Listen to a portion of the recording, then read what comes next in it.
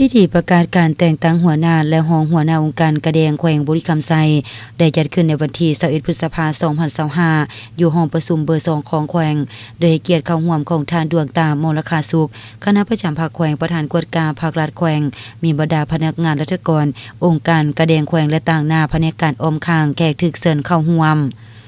ในพิธีท่านอุทิศแก้วลารองหัวหน้าคณะจัดตั้งแขวงได้ผ่านข้อตกลงว่าด้วยการแต่งตั้งหัวหน้าและรองหัวหน้าองค์การกระแดงแขวงบุรีรัมย์ไซ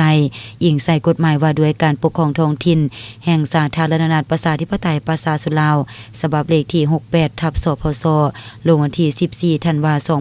2015หมวดที่4มาตรา20เกี่ยวกับสิทธิและหน้าที่ของเจ้าแขวงเจ้าของนครหลวงอิงตามดำรัสของรัฐบาลฉบับเลขที่203/ลบลงวันที่4กรกฎาคม2017ว่าด้วยตำแหน่งบริหารของพนักงานราชการอิงตามบทบันทึกกองประชุมทาบทามเป้าหมายเป็นหัวหน้าและรองหัวหน้าองค์การกระแดงแขวงครั้งวันที่9เมษายน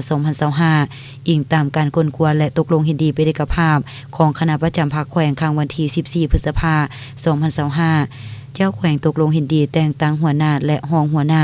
องค์การกระแดงแขวงคือเห็นดีแต่งตั้งทานศรีสุพรรณวงศ์วิไลเป็นหัวหน้าองค์การกระแดงแขวงเห็นดีแต่งตั้งทานสายคำอุดมวงศ์เป็นรองหัวหน้าองค์การกระแดงแขวง